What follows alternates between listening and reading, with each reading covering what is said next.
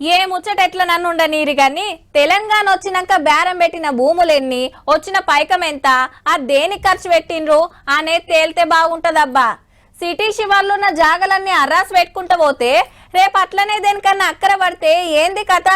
పాత సర్కారు వాళ్ళు అమ్మేసిండ్రు, మేంగిన గదే తొవ్వల నడుస్తామని ఇల్లు.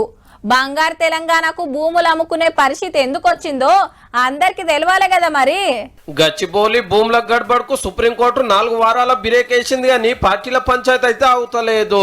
ఇటు బీఆర్ఎస్ అటు కాంగ్రెస్ అధికార మదంతో విర్రవీగి మేము నియంతలం, మేము చక్రవర్తులం, మేము రారాజులం అని ఎవరైనా భావిస్తే ప్రజాస్వామ్యంలో దానికి తావులేదు. ఎన్ని మార్లు మీ కోర్టు మొట్టికాయలేసింది. సీఎం కి హైకోర్టు నోటీసులు, కేసీఆర్ గారికి ధరణి విషయంలో కోర్టు మొట్టికాయలేసిన సందర్భం. హైదరాబాద్ చుట్టూ పరిసర ప్రాంతాల్లో 10,000 ఎకరాల భూములు అమ్మినటువంటి చరిత్ర మీది. ఇవాళ నీతులు మాట్లాడుతున్నారు మీరు. అయితే సర్కార్ పెద్ద ఆఫీసర్ శాంతకుమారి మేడం కోర్టులో సమర్పించిన కాగితాలలో ఏమున్నదంటే ఈ 400 ఎకరాలు గవర్నమెంట్ పూరంబోకు బంజర్ భూమి 20 ఏళ్ల సంది పడా ఉండుతోటి చెట్లు మొలిచినాయి. యూనివర్సిటీ జాగాలకెళ్లి పిట్టెలు జంతువులు వచ్చిపోతుంటాయట.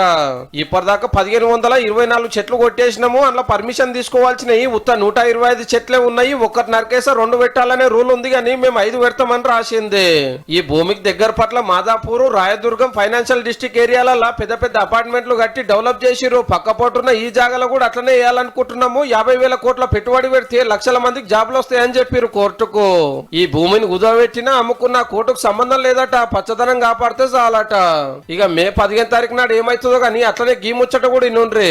కేసీఆర్ సార్ మంచోడు కావచ్చు, నేను కొంచెం రౌడీ టైపే. కవిత అనేటువంటి మహిళ ఘరానా రౌడీ కాబట్టి ఇక్కడ కాదు అక్కడ ఢిల్లీలో వెళ్ళి ఇక్కడ వ్యాపారం చేయగలిగినావు. నేను కొంచెం రౌడీ టైపే.